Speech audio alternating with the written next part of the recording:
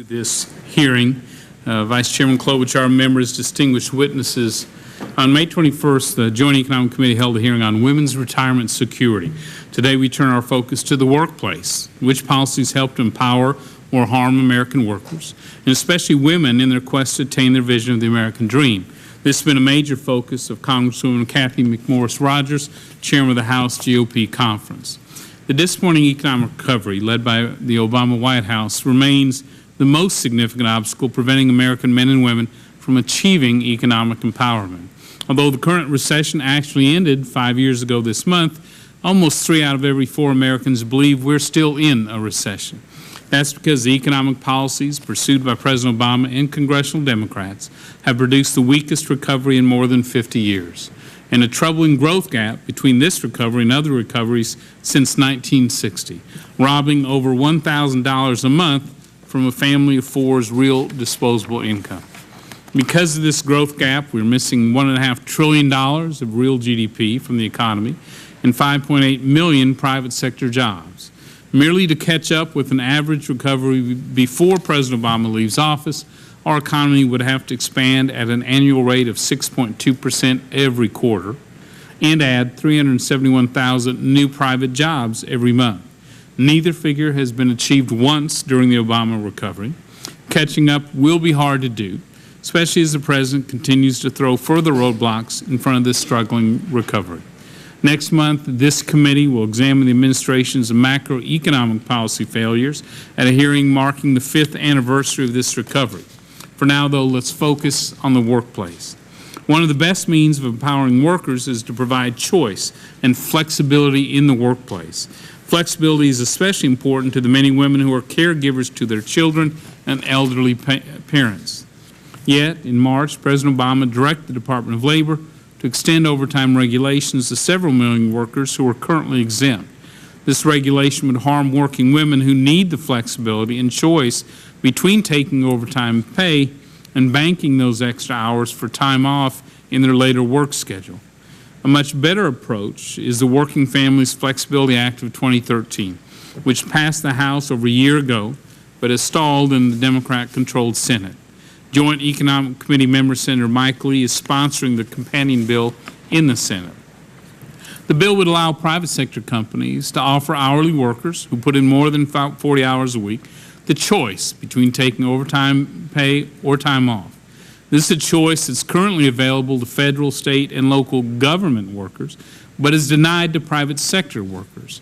It's a highly valued benefit for government workers, but not for workers along Main Street. So why did the President and congressional Democrats fight so hard to deny women in the workforce this important choice? The House passed the Working Families Flexibility Act in May of 2013. It's past time for Senate Majority Leader Reid to bring this bill to the Senate for a vote. There are other ways this White House has made the workplace less family-friendly, especially for women. Economist Casey Mulligan argues the President's Affordable Care Act will push more young women out of the full-time work, making them 29ers, referring to the maximum number of hours that an hourly worker can work and still be considered part-time under the new health care law. Mr. Mulligan expects 2% of workers to become 29ers, an increase by more than a factor of 10. Moreover, at the urging of special interests, the Environmental Protection Agency recently introduced new sweeping global warming regulations on carbon emissions.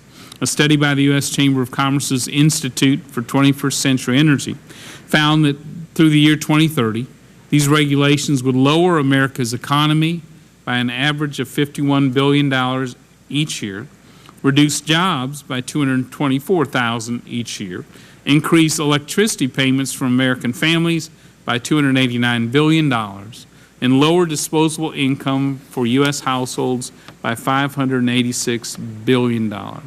So thanks to the President, women will compete for fewer jobs in a slower economy, paying higher electricity bills with less money in their family's budget. Thank you, Mr. President. America's broken tax code and extremely progressive income tax system penalizes two-income households, which are the norm today among married working-age couples. Although Congress lessened this penalty in the last decade, it still exists and should be eliminated. It's hard enough to make ends meet as it is, especially with college costs, gasoline, utilities, and food costs all rising. Washington makes it harder to climb out of poverty, especially for young women and single moms with limited skills. While unintended, the conflict between the phase-out of many means-tested federal benefit programs like food stamps and the tax system means that working families struggling to leave poverty face an effective marginal tax rate as high as 80% by one study's estimate. This interaction creates poverty traps that discourage work and make it harder to climb the economic ladder. Moreover, the Cato Institute's Michael Tanner and Charles Hughes found that welfare can pay more than the minimum wage in 35 states, even after accounting for the earned income tax credit. And in 13 of those states, welfare can pay more than $15 per hour. The President should work with Congress to correct these perverse policies. Occupational licensing is another problem facing poor families, especially those headed by women who are seeking to work their way into the middle class. Joint Economic Committee member Representative Hanna held a hearing on this issue recently at the Small Business Committee. Over the last decade, several decades, the number of workers required to have occupational licenses has risen steadily. In many cases, occupational licensing goes far beyond what's necessary to protect public health and safety.